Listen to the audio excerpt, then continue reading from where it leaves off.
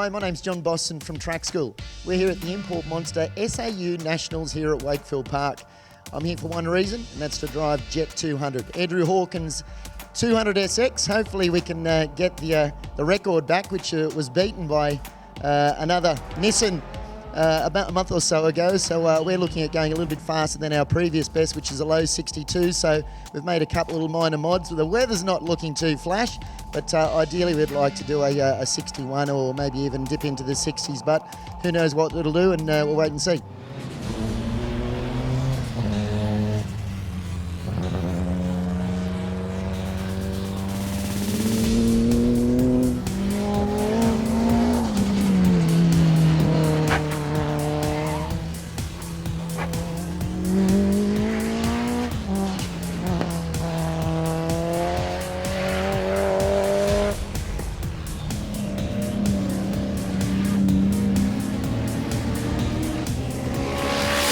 Well, I just came back from my first session in the car, and I tell you what, man, that thing's an animal. It's my first time driving the car in anger since we had our last shakedown here, because I didn't really drive the car in anger at World Time Attack after baby being born the day before the event and no sleep, so I didn't really drive it in anger there. So I took it out in this session just so I could make sure everything worked before I give it to Boz, because I'm still learning the car.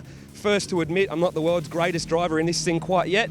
I got a 65 in there somewhere, but it just goes to show that you jump out of the GTR, which, you know, runs like a 15 or 14 in a slippery track. You jump in this and it's a 65. It's a totally different thing altogether. So car feels good though. The new brakes seem to work. I was trying to get used to them. I'm so used to the car having terrible brakes that to finally have a lot of brake on it, man, I was braking way too early all the time. The modifications to the rear wings seem to have helped quite a fair bit, and the splitter here helps, but I tell you what, I'm not driving that car to anywhere near its potential. So if it stays dry, we'll give it to Boz and see what the car's capable of, and then after that, hopefully, if there's no more issues with the car, I can just get Bozo to teach me to drive it just as fast. So for a bit of a quick test, still on a bit of a slippery track, she's pretty good. The car's mental.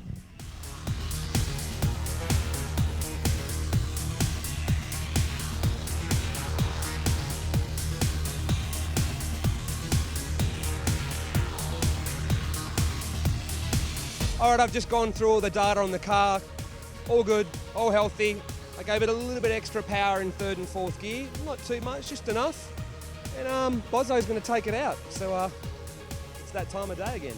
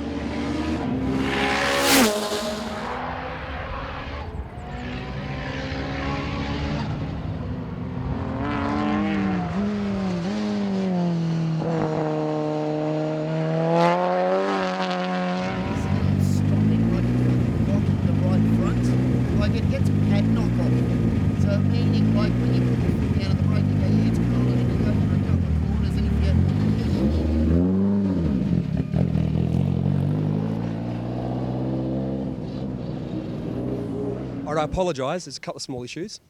What I've done is I've given you everything in fourth now, so you got full power in fourth. Yes. And I've turned third up a lot. Yes. So hopefully that can fix that off boost problem, which we worked out from the boost map, pulling everything out. Yep. So I've looked at that, we moved the brake line, hopefully that can fix a little bit of that. And can I get a yeah boy? Yeah, boy. Look, I think the big thing, at least we're learning more things about the car, and you know, I think it's in still a constant state of development, and I'd rather find the problems rather than not knowing what the problem is. So, like the little brake issue, obviously that's affecting it a fair bit, and you know, obviously the power down's nowhere near as good as what it was. So, we learn, mate.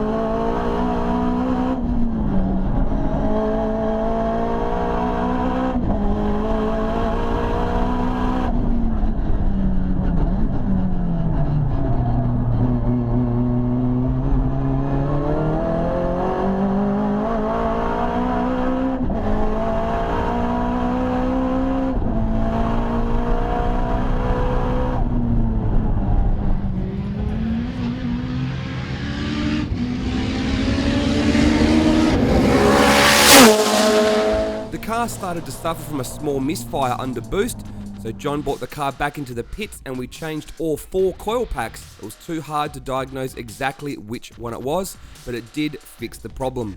Talking to John, we also found the car was suffering from poor boost response and wasn't achieving the desired boost level that was set on the dyno, and the logging showed that this may be due to a faulty wastegate which will now need to be fixed. With the car suffering from those problems as well as a brake knock-off and lock-up problem, we decided to turn the car down and take out one of our workers, Ben, for the car's very first passenger ride.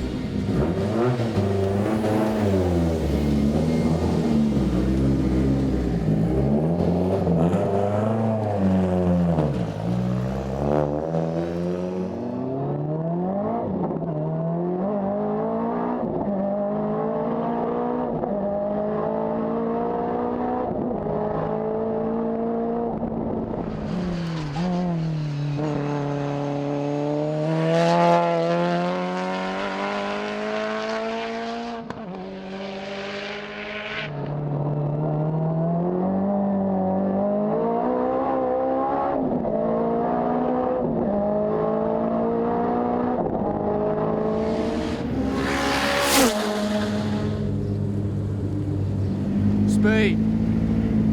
And a bit of sideways. I told you it's weapon A. Awesome.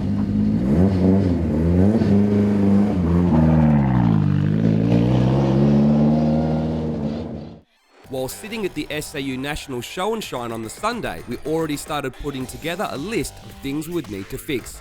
The wastegate will have to be removed and rebuilt. We will need to install new brake lines that stay away from the exhaust system. We'll be installing a new carbon fibre boot lid and new rear knuckles to help adjust the camber curve, and we'll also be looking to increase the spring rate to look for better handling. Stay tuned.